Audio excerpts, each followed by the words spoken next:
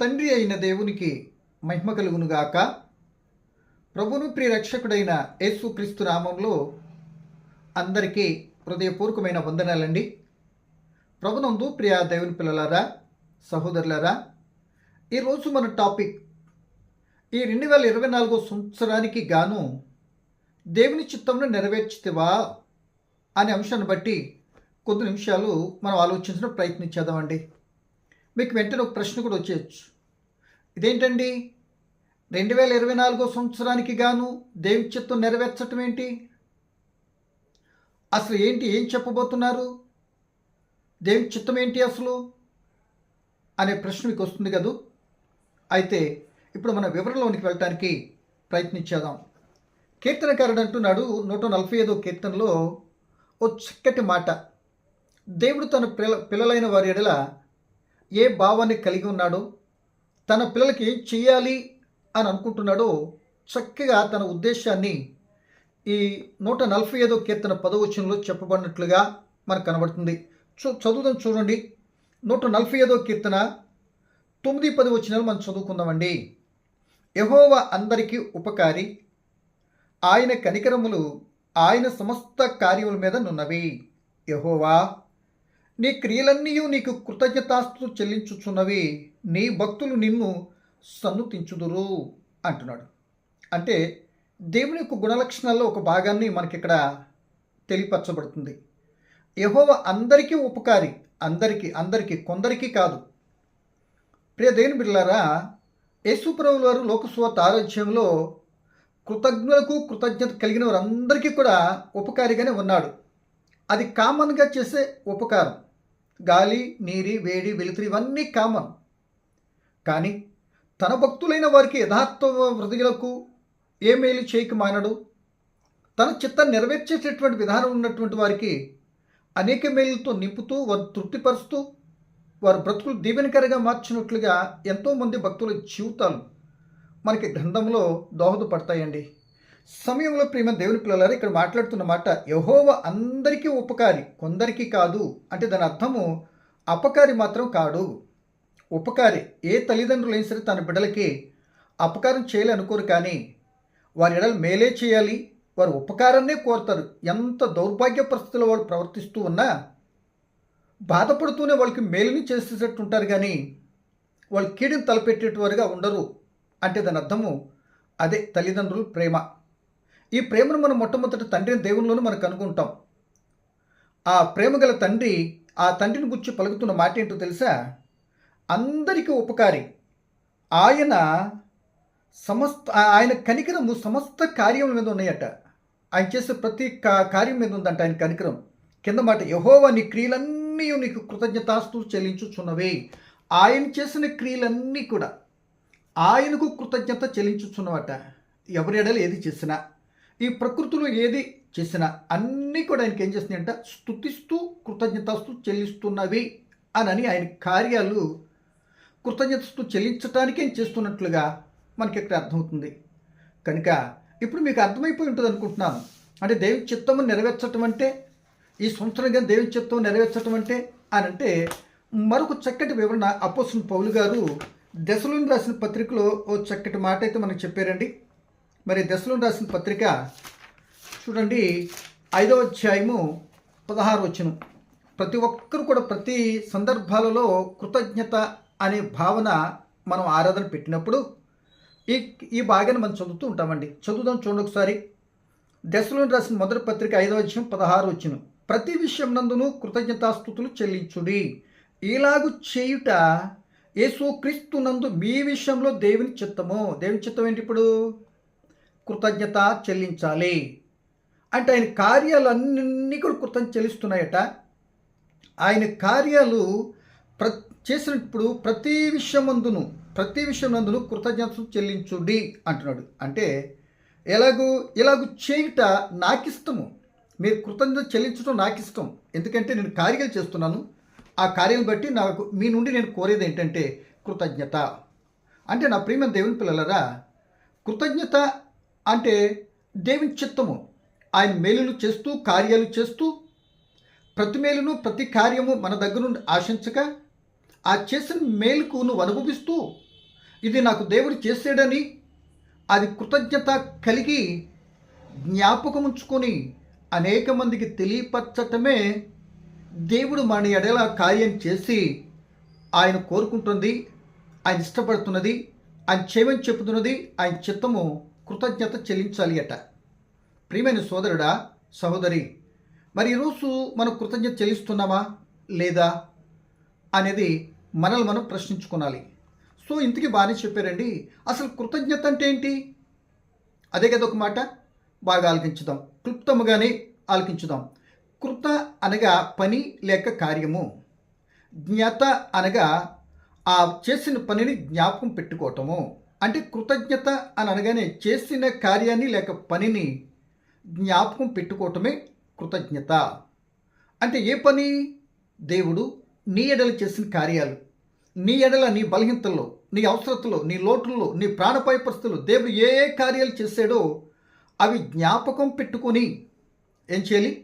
కృతజ్ఞత చెల్లించాలి. కృతజ్ఞత చెల్లించాలి. సో చాలా పరిగా మనం ఏం చేస్తామంటే, దేవుడు ఏ మాట అయితే చెప్పాడో భిన్నంగా ప్రవర్తించడం మనకి ఆదాము నుండి వచ్చినటువంటి జీన్ కదా. దేవుడు చెప్పంది చేయటం మనిషికి అలవాటైపోయిన పరిస్థితి ఎక్కువగా కనబడుతున్నది.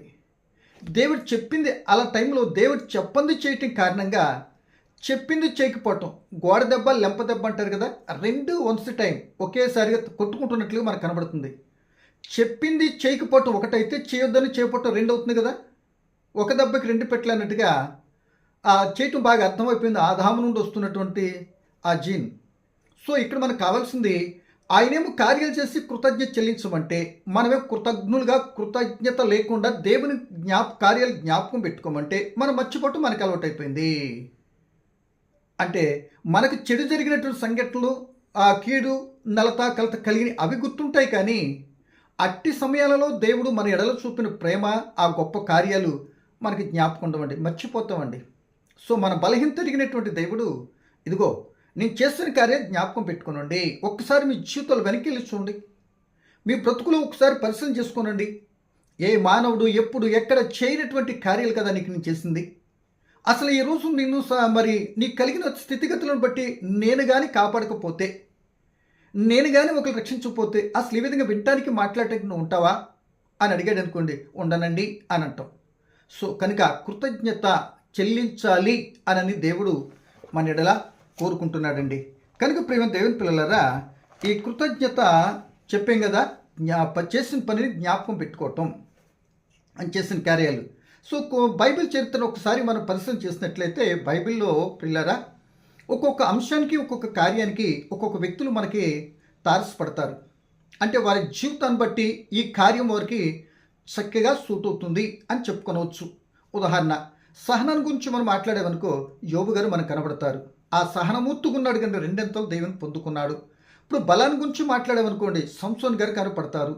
ఆ బలాన్ని బట్టి అతిశయించి భయంకరమైన మరణం తెచ్చుకున్నాడు. జ్ఞానవంతుడుగా ఉంటాడు సొలొమోను గారు. ఆ జ్ఞానాన్ని బట్టే వెర్రి తలలు వేసి చివరికి భయంకరమైనటువంటి విగ్రహార్థన ఆ ఇశ్రాయేల్ దేశానికి అంటించినట్లుగా మనకు కనబడుతున్నది. ఒకవేళ ఇంకో మాట చూస్తే, నమ్మకత్వమును బట్టి చూస్తే, దేవుడు మోషే గారు కానీ అబ్రహాం గారు కానీ నా ఇల్లంతట్లో నమ్మకమైనటువంటి బేష్, ఏగో విశ్వాసులకు తండ్రి ఇంకా బేష్. కనుక ఇలా ఒక్కొక్క విషయానికి ఒక్కొక్క వ్యక్తిని మనం చూస్తున్నాం. సార్ ఇప్పుడు మనకు కావాల్సిన మరి కృతజ్ఞత కదా.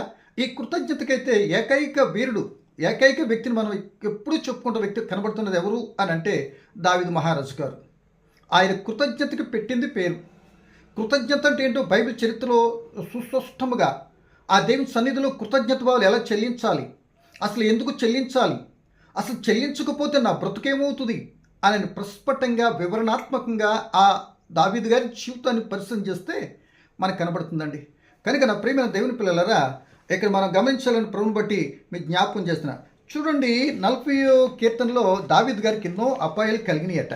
ఏంటంటే, లెక్కలేని అపాయాలు నాకు కలిగేసినాయి, అవి తల ఎత్తి చూడలేనటువంటి అన్నీ నాకు కలిగినవి. కానీ అటు అపాయాలన్నింటిలో కూడా నాకు అపాయాలన్నింటిలో కూడా దేవుడే నన్ను కాపాడాడు. నా ఎడల ఆయనకెంతో మంచి తలంపు ఉన్నదంటూ చెప్పుకొస్తాడు. ఆ మాట చదువు చూడండి, 40వ కీర్తన 12వ వచనం. లెక్కలేని అపాయం నన్ను చుట్టుకొని ఉన్నవి, నా దోషం నన్ను తరిమి కొట్టగా నేను తల ఎత్తి చూడలేకపోతుని. లెక్కకు అవి తల వెంట్రుకలను మించి ఉన్నవి, నా హృదయము అధైర్యపడి ఉన్నది, అయిపోయింది నా పని అని అనుకున్నాను. కానీ నా ఎడల ఇన్ని అపాయాలను కలుగుతుంటే నా ఎడలానికి ఎంతో సంకల్పం ఉన్నదని కూడా నాకు అర్థమైంది. ఎందుకంటే నా ఎడల చేసిన మేలు ఒకటా రెండని చెప్పలేను. ఒకటి కాదు, రెండు కాదు, ఎన్నో చేశాడు. ఎన్ని అంటే గొర్రెలు కాసే స్థితిలో నుండి అక్కడ ఎలికబొంటూ సింహం వచ్చినప్పుడు దాన్ని చీరేసినప్పుడు కూడా నా శక్తి బలం కదా ఆయన కృప. గొలియాతుని చంపినప్పుడు తన మామయ్య అయినటువంటి దావీదు గారు భళ్యంతో 2 పర్యాలు విసిరినప్పుడు, కొడుకే అబ్షలోమే తన మీద దాడి చేసినప్పుడు, అరణ్యంలోకి వెళ్ళిపోయినప్పుడు ఒక్కడు కాదు కదా, ఎన్నో రకాలైనటువంటి ప్రాణాపాయ పరిస్థితులు, యుద్ధాలకు వెళ్ళినప్పుడు, భయంకర స్థితిగతులు వెళ్ళినప్పుడు, ఇట్టడి పరిస్థితులన్నింటిలో లెక్కలేనన్ని. మరొక మాట, ఫిలిస్తీన్ల దేశంలో అబీమెలెకు రాజు దగ్గర పిచ్చోళ్ళలాగా వేషం చేసి ఏమండి అక్కడ తప్పించుకున్న పరిస్థితులు ఒక్కటి కాదండి, ఒకటి కాదు, ఎన్నో అపాయాలు నా జీవితం చుట్టుముట్టేసి ధైర్యంగా తల ఎత్తుకొని చూడలేక నా తల వెంట్రుల కట్టుకు మించిపోయినటువంటి ప్రమాదాలు నన్ను చుట్టుకున్నాయి. ఏం జరిగిందో తెలుసా, ఏం చేస్తుందో తెలుసా? అవి అన్నిటి నుండి నన్ను ఎలా చేస్తుంటే వీటన్నిటిని తప్పించడానికి నా ఎడలకు సంకల్పం ఉన్నది ఆయనకి అంటున్నాడు. చూడండి, ఇదే 41 కీర్తన 5వ వచనం. యెహోవా దేవా, నా దేవా, నీవు నా ఎడలు జరిగించిన ఆశ్చర్యక్రియలను, మా ఎడల నీకున్న తలంపులను బహు విస్తారములు, వాటిని వివరించి చెప్పేదని అనుకుంటున్నా, అవి లెక్కకు మించినవి. ఎన్నో వీటన్నిటిని నన్ను తప్పించావు, ఏమైనా తప్పించావు. కనుక ఆ తప్పించే నేనేం చెల్లిస్తాను? చేసినందుకు నన్ను ఇన్ని విషయాలు చేయించే కనుక, నీకు ఇన్ని ఆపద నుండి తప్పించే కనుక నీకు నేనేం చెల్లించాలి అనుకున్నప్పుడు 116వ కీర్తనలు అంటాడండి. 10వ వచనంలో 12వ వచనం చదువుదాం. యెహోవా, నాకు చేసిన ఉపకారములంటికి నీకు నేనేమి చెల్లింతును? రక్షణ పాత్రను చేతపుచ్చుకొని యెహోవా నామమును ప్రార్థన చేసేదని. ఇదేంటి ఆయనకు అంటున్నది. నువ్వు ప్రతిమేలు కోరలేదు కదా, రక్షణ పాత్ర నువ్వు చేసిన ఉపకారాలకు నేనేం చెల్లింతును అని 66వ కీర్తన ఏం చెప్తాడో తెలుసా? 66వ కీర్తన 16వ వచనం చదువుకుంటే అక్కడ అంటాడు, దేవుని యందు భయభక్తులు గలవారులారా, మీరందరూ వచ్చి ఆలకించుడి, ఆయన నా కొరకు చేసిన ఆశ్చర్యకాలు నేను వివరించదను. అంటే ఏం చేయగలను? ఆయన చేసిన కార్యాలకి ఏం చేయ, నిన్న ఆపద నుండి కష్టం నుండి తప్పించాడు కనుక ఇప్పుడు నేనేం చేయగలను అని అంటే, ఆయనకి నేనేం చెల్లింతును అని రక్షణ పాత్రను పుట్టుకొని ప్రార్థన చేస్తాడట. రెండోది ఏంటో అంటే ఏమంటున్నాడు? దేవుని యందు భయభక్తులు కలవర్లారా, రండి రండి రండి, ఆయన నాకు చేసిన కార్యాలన్నీ మీకు ఏం చేస్తున్నాను వివరించి చెప్తాను అంటున్నాడు. ఆయన చేసిన కార్యాలని వివరించి చెప్తాడట అని మనం చూస్తున్నాం. ఆ వివరించి చెప్పి, ప్రియ దేవుని పిల్లలారా, ఆ వివరించి చెప్పాలి దేవుని కార్యాలు, ఆ వివరించి తెలియపరచాలి ఇతరులకు. దేవుడు నా ఎడలు ఈ కార్యాలు చేశాడు అని జ్ఞాపకం పెట్టుకుని చెప్పాలి, జ్ఞాపకం ఉంచుకునాలి. ఆయన ఎట్టి స్థితిలో ఉండి కాపాడాడు, ఆ స్థితిలో కాపాడకపోతే నా బ్రతుకేమవుతుంది? అట్టి స్థితిలో ఉన్నప్పుడు నన్ను ఎవ్వరు, నా వారు, నా బంధువులు, ఆ పరిస్థితులు ఎవ్వరూ నన్ను ఆదుకొనలేదు. కానీ మీరు మాత్రం నన్ను ఆదుకున్నారు కనుక తండ్రి, అసలు నీకేం చెల్లించగలను? ఏంటంత ప్రేమ నా ఎడల, ఎందుకని గొప్పగా చేశారు అని అడిగితే ఆయన అంటారు, అది నాకు ఇష్టం, అది చేసిన తర్వాత నీ నుండి నేను కోరుకుంటుంది తెలుసా? కృతజ్ఞత కోరుకుంటున్నా. అవి జ్ఞాపకం పెట్టుకున్నా నేను చేసిన కార్యాలు తెలపటం కారణంగా నా ఘనత ఏంటో, నా గొప్పతనం ఏంటో, నేను ఎట్టి కార్యాలు చేస్తానో, నీకెందుకు చేసానో అట్టి కార్యాలు కావాల్సిన వారు ఆ మాటలు విని నా ఎద్దకు చూడు బ్రతుకులు మార్చుకుంటారని చేసి నేను చెప్పమంటున్నా, ఊరకనే చేయట్లే. కనుక నా ప్రియమంది అది ఆ జ్ఞాపకం పెట్టుకుంటే ఆ తెలియపరచాలి. నేనేం చెల్లిస్తును వాళ్ళందరూ తెలియపరుస్తానంటూ 103వ కీర్తనలు రాస్తున్నాడు. ఏమని?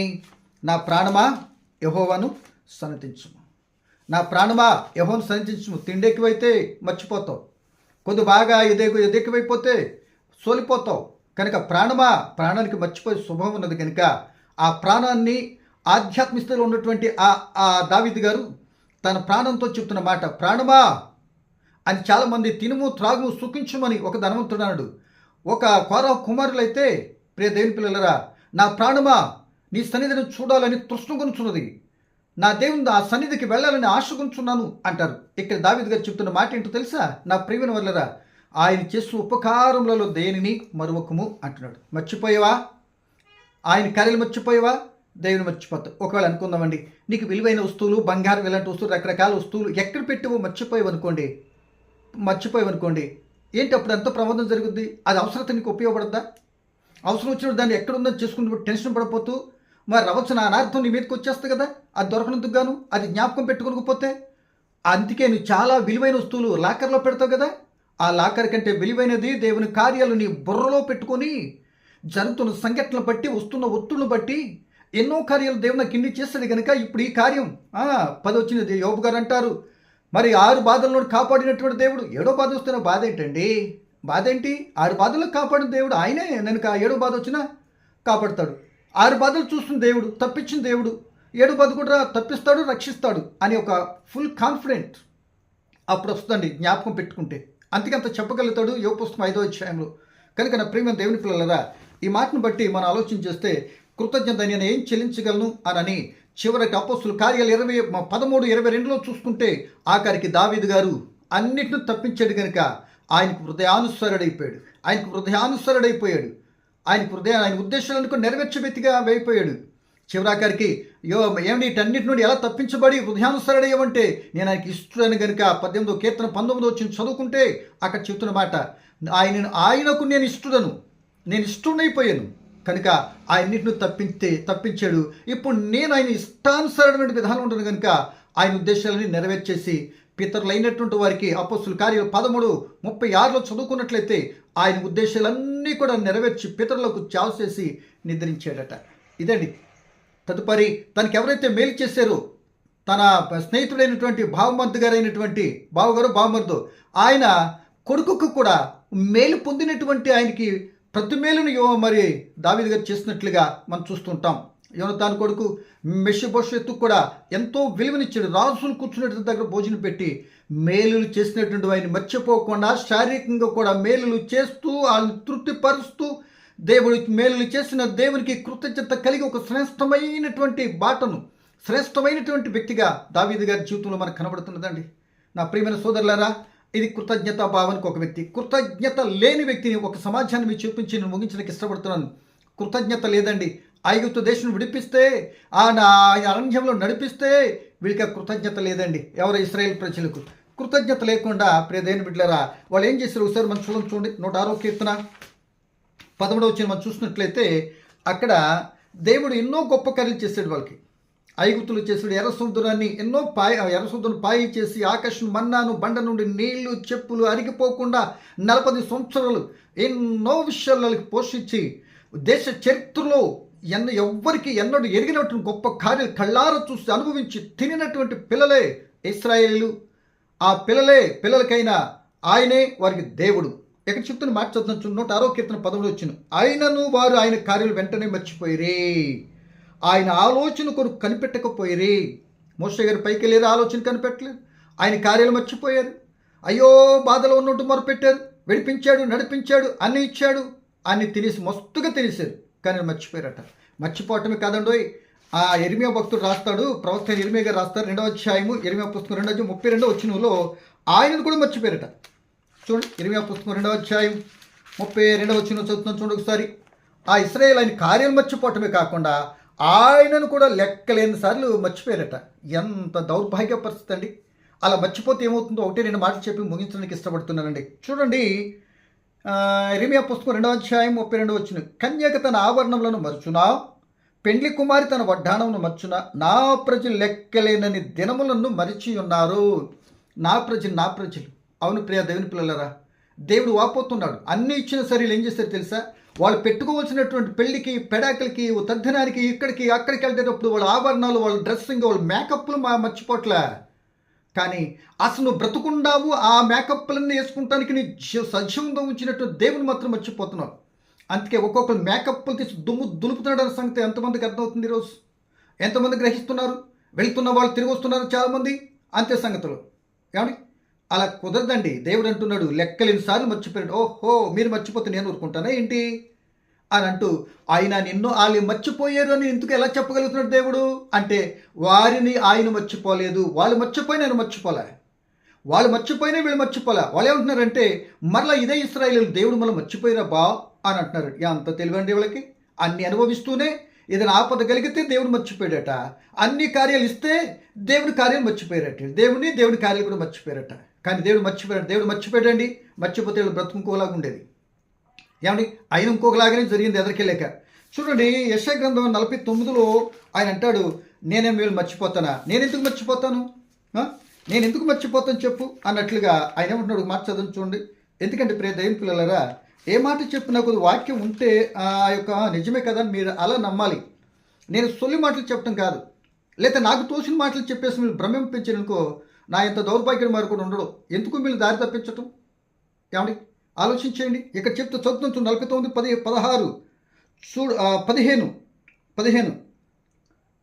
లేకపోతే 14. అయితే సియోను యెహోవా నన్ను మర్చి ఉన్నాడు, ప్రభువు నన్ను మర్చి ఉన్నాడని అనుకొంచున్నది. స్త్రీ తన గర్భాన్ని పుట్టిన బిడ్డను కరుణింపకుండా తన చంటి పిల్లను మరుచునా? వారైనా మరుచుదురుగా నేను నిన్ను మరువను. చూడుము, నా అరచేతులను చెక్కుకున్నాను. హెబ్రీ పత్రిక 13:5 అంటాడు, నేను విడువని ఎడబాయను అని. ఎడువని ఎడబాయనని ఆయన అన్ని కార్యాలు చేసుకుంటూ ఆయనని విడువను అని అంటుంటే, వీళ్ళని కార్యాలు ఆయన కూడా మర్చిపోయి మమ్మల్ని ఆయన మర్చిపోయారు. రివర్స్ అండి, రివర్స్. అదమా పండు తిన్నావా? అదిగో నువ్వు ఇచ్చేవు కదా ఈ స్త్రీని, అందుకే లేకపోతే నేను తింటానండి. నేను ఎంత మంచివాడో తెలుసా? ఏమనాలని చెప్పండి ఈ రోజున. కనుక నా ప్రేమ దేవుని పిల్లలరా, వాళ్ళు మర్చిపోయినా దేవుడు మర్చిపోలేదు. ఆయన జ్ఞాపకం చేస్తూ నేను చేసిన కార్యం జ్ఞాపకం పెట్టుకోండి, అది నాకు ఇష్టం, అది చేయండి అని అంటుంటే వీరిలో చలనం లేదండి. చివరాకారికి ఆయన చిత్తాన్ని జ్ఞాపకం పెట్టుకోకుండా వాళ్ళు నడుస్తూ ఏం చేశారు తెలుసా? సంఖ్యాకాండం 11వ అధ్యాయంలో వాళ్ళు ఇది విమోచనకు ముందుగా ఐగుప్తులో తిన్న కేకరకాయలు ఉన్నాయి కదండి, అవి జ్ఞాపకం వచ్చినట్టు. ఏమనాలి వీళ్ళని చెప్పండి? ఏమండి ఈ రోజున వాళ్ళకి మనకేంటి తేడా? ఇశ్రాయేలు ఏం చేశారు? కేకరకాయలు జ్ఞాపకం వచ్చినట్ట. ఉల్లిగడ్డలు, ఏమండి ఆ గడ్డలు జ్ఞాపకం వచ్చినట్ట, ఉల్లిపాయలు అవి ఉచితంగా తిన్నారని ఉంటుంది అక్కడ. సంఖ్యాకాండం 11వ అధ్యాయం 5వ వచనంలో ఉచితంగా తిన్నారండి. ఉచితంగా తిన్నదేంటి? మన్నా కదా. కానీ అక్కడ డబ్బులు పెట్టి వెనుక కొలుములో భయంకరమైనటువంటి హింస పొందుతూ బాధపడుతూ తిన్నదాన్ని అవి మార్పు చెందుతూ అవి జ్ఞాపకమే. కానీ ఉచితంగా అన్ని ఇస్తున్నటువంటి దేవుని యొక్క కృపతో చేస్తున్న కార్యాలు వీళ్ళకి జ్ఞాపకం లేదంటే ఏం చేయాలి వాళ్ళని? దేవుడి కోపం వచ్చిందండి, వెంటనే ఆకులు రాలినట్లు అరణ్యం రాలిపోయేటట్టు చేసాడు. అంతేనా? కనుక నా ప్రేమ దేవుని పిల్లరా, ఆలోచించేయాలని ప్రభుని బట్టి మీ జ్ఞాపకం చేస్తున్నా. ఇలా కానీ ఆ యొక్క కార్యాలను జ్ఞాపకం పెట్టుకోకపోతే, ఆయన కార్యాలు కృతజ్ఞత చెల్లించకపోతే అజ్ఞానిగాని జీవితంలో ఉన్నట్లయితే ఇదిగో ఆ యొక్క ఇశ్రాయేలు పట్టిన పరిస్థితి కృతజ్ఞత చెల్లించకపోతే అంత ప్రమాదం ఉన్నది. కనుక ఈ మాట మనం చెప్పుకుంటున్నాం. 50వ కీర్తన 22వ వచనంలో ఏమంటున్నాడు తెలుసా? ఈ మాట చదివి 1-2 మాటలు చెప్పి నేను ముగించడానికి ఇష్టపడుతున్నానండి. 50వ కీర్తన 22వ వచనంలో ఏమంటున్నాడు చూడండి. దేవుని మర్చువారులారా దీన్ని యోచించుకునుడి, లేని ఎడల నేను మిమ్మల్ని చీల్చివేయుదును, తప్పించువాడు ఎవడును లేకపోను. రాజు తలుచుకుని దెబ్బలు కొద్దిపెట్టండి. ఆయన తలుచుకుంటే ఆపేవాడు ఎవడు? తప్పించేవాడు ఎవడు? కాపాడేవాడు ఎవడు? ఏమండి పిల్లలే తల్లిదండ్రులు కొడుతున్నారు అనుకోండి, ఏమంటారు? ఇంకా తప్పించేది ఎవరు? మళ్ళీ ఆ పిల్లలు ఏమంటారు? కొడుతుంటే అమ్మ కొట్టకే అని అంటారు. అట్టన్నందుకు గాను సర్లే అట్ట అన్నాడు కదా అనుకుని మనం తగ్గిస్తాం దెబ్బలు. మళ్ళీ తర్వాత ఏం చేస్తాం? మరలా భుజాన్ని ఎక్కించుకుంటాం. అంతేనా? సో ఆయన దేవుడు మర్చివారులారా అని కీర్తనకారుడు చెప్తున్నాడు. మర్చేటట్టుండైతే ఆయన ఏం చేస్తాడంటే చీరేస్తాడంట. దాని అర్థం ఏంటి? నువ్వు ఆయన సింహము, నువ్వు లేడి పిల్లవో లేకపోతే గొర్రె పిల్లవో అనుకోండి, ఏం చేస్తే చీరేయిస్తాం అనమాట. ఇక మామూలుగా ఉండదు, ఇక అంత కఠినంగా ఉంటుంది అనమాట. అంతగా ఒక్కసారిగా మీద పడిపోయి చేసినంత పని వస్తున్నట్లుగా ఇక్కడ మనకు కనబడుతుంది. కనుక నా ప్రియమైన దేవుని పిల్లలరా, ఇవన్నీ అయిన తర్వాత కృతజ్ఞత కలిగి ఉండి దావీదు వలె కృతజ్ఞత భావంతోనూ ఉంటున్నావా? లేక కృతజ్ఞత లేకుండా ఇశ్రాయేలు వలె ఇచ్చిన దాని మర్చిపోయి దేవుడు కూడా మర్చిపోయేటట్టుండవా? చీరించేటట్టు స్థితిలో ఉన్నావా? ఒకసారి ఈ రెండింటిని బ్యారేజ్ చేసుకుని ఇప్పుడు చెప్పబోయే మాటకి ఆన్సర్ నీకు నువ్వుగా చెప్పుకొని నీ మనసాక్షిని అడుగుతూ ఇప్పుడు కృతజ్ఞత కలిగి ఈ 2024 సంవత్సరానికి ప్రారంభం నుండి నేను ఎన్నో పరిస్థితుల్లో దేవుడు కాపాడాడు. ఇప్పటికీ నీ జీవితంలో కృతజ్ఞత లేదు, సరైన మందిరానికి వెళ్ళే తత్వం లేదు, నీ దగ్గర రక్షణ కాపాడుకుంటూ ఫెయిల్ అయిపోయావు. దేవుని పరిపూర్ణ విశ్వాసంతో చేయవలసిన జీవితాన్ని బట్టబగిలైపోతుంది, ఏంటి పిచ్చికి వెళ్ళిపోతుంది. నీకు అనుకున్నప్పుడు వెళ్తున్నావు, మానేస్తున్నావు. ఒక క్రమం లేని భక్తి జీవితం ఉన్నావా? జాగ్రత్త. ఈ సంవత్సరం అంతా కాపాడిన దేవుడు నేను అడుగుతున్నాడు. కృతజ్ఞత భావం కలిగి దేవుని నీ సన్నిధిని ఇంటి దగ్గర కూడికి పెట్టుకున్నావా? దేవుని దాసుని నడిపించుకొని ఆరాధన జరిపించుకున్నావా? అయ్యా, నా పాపదలో, కష్టాల్లో, శోధనలో ఎవ్వరు నాకు తోడు లేకపోయినా నేను తోడు ఉంటాను వాగ్దానం ఇచ్చినవాడు, నేను మర్చిపోను చెప్పినటువంటి వాడు నా ఎడలు ఎన్నో కార్యాలు చేశాడండి అని ఎప్పుడైనా నీ నోరు తెరిచి నీటి దగ్గర కూడికి పెట్టుకుని ఈ సంవత్సరం ఆఖరికి వచ్చేటప్పుడు కృతజ్ఞుడిగా నీకు ఇచ్చిన నూతన సంవత్సరంలో ప్రవేశించడానికి అవకాశం లేదు. కానీ ఇప్పుడైనా సరే ఇక్కడ నుండి నీ మాటలు విన్న తర్వాత సరే నా సహోదరుడా, సహోదరి, ఒక్కసారి మనసాక్షిని అడుగు చూడు. నువ్వెప్పుడో ఈ మాటలు వినేట తత్వంలోనికి ఉండకుండా ఎప్పుడో నేను తీసేయాలి. నీకున్న ప్రమాదం అలాంటిది, నీకున్న అవసరత అలాంటిది, నీకున్న లోటు అలాంటిది. మొన్న అనుకున్నావు నువ్వు ఎందుకు ఈ బ్రతుకు చచ్చిపోతే పోలే, ఈ కష్టాలు అని ఎవడ పడతాడు, ఎందుకు వచ్చినవి అన్నట్టుగా నువ్వు కృంగిపోలే. అలాంటప్పుడు కృంగిన వాళ్ళు లేవనెత్తినట్లుగా దేవుడు నిన్ను కాపాడింది. ఎందుకో తెలుసా? నీ జీవితం ద్వారా చేసిన కార్యాలను నా ప్రియమైన దేవుని పిల్లలరా ఇతరులకు తెలియపరిచి అనేక మంది కృంగిన వారు లేవనెత్తగలిగిన శక్తి కలిగిన దేవుడు నన్ను కాపాడింది, నిన్ను కాపాడుతాను కృతజ్ఞత భావంతో నీ గృహం దగ్గర కూడిక పెట్టి చెప్పవలసిన బాధ్యతను విస్మరిస్తున్నావు అంటే దాని అర్థం దేవుని చిత్తానికి అవిధేయుడవుతున్నావు. దేవుని చిత్తానికి ఏ విధంగా అవిధేయుడవుతున్నావు? నేను చేసిన మేలు కృతజ్ఞత కలిగి ఉండమంటుంటే అది నా చిత్తమైతే నా చిత్తానికి అవిధేయత అయిష్టంగా ఉంటున్నావు. నేను ఊరుకొని సుమా అంటున్నాడు. ఇశ్రాయేల్ పరిస్థితి అది జరిగింది.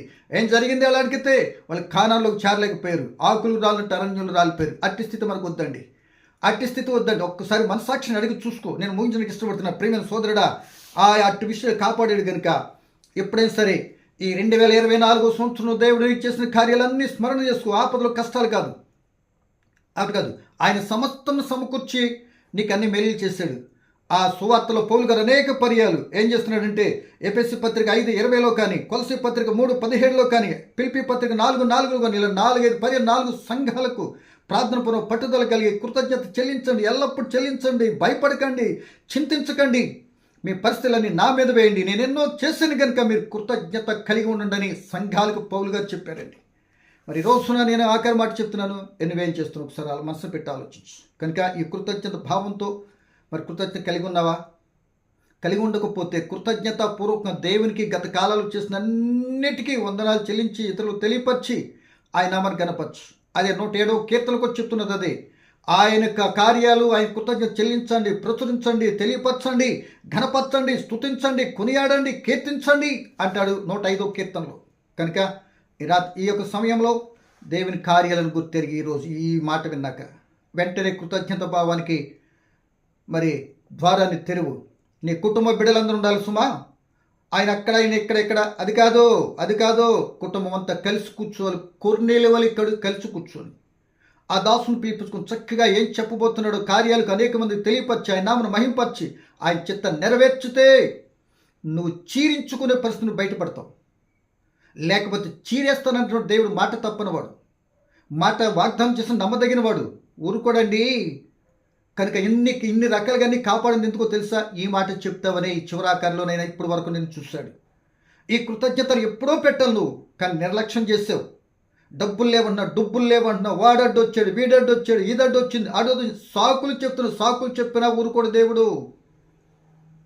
ఏమండి ఆలోచించు. కనుక అలా చేసి కృతజ్ఞతా భావంతో కుడికి పెట్టుకొని కుటుంబంతో కూర్చొని అవసరమైతే నీ బంధువులు కూడా పిలిపించి వారు కూడా కృతజ్ఞత భావం తెలియపరిచేస్తారు. రక్షణ సువార్తను తెలియపరచు. దాసులతో రక్షణ సువార్త, ఆయన గొప్పతనాన్ని, ఆ క్రీస్తు చేసే త్యాగము, ఏ రోజు నీ బ్రతుకులో ఆయన చేసిన కార్యం తెలియపరిచి ఈ కార్యం చేయగలిగిన వారు మీరును ఆయన మాటలు వింటే ఆయన గొప్పగా పొందుకొని తెలియపరిచే ఆలోచనతో తెలియపరచాలని మరి నేను జ్ఞాపకం చేస్తున్నాను. కృతజ్ఞత పెట్టి ఆయన చిత్తాన్ని నెరవేర్చి నువ్వు సంతోషపడుతూ ఆ నూతన సంవత్సరం ప్రవేశించితే అదే నూతన కార్యాలు, నూతన ఉద్దేశం, నూతన సంతోషంతో నీవు నీ కుటుంబము నూతన హృదయం, నూతన ఆనందం, నూతన సంతోషంతో ఉండే కృప దేవుడిస్తాడు.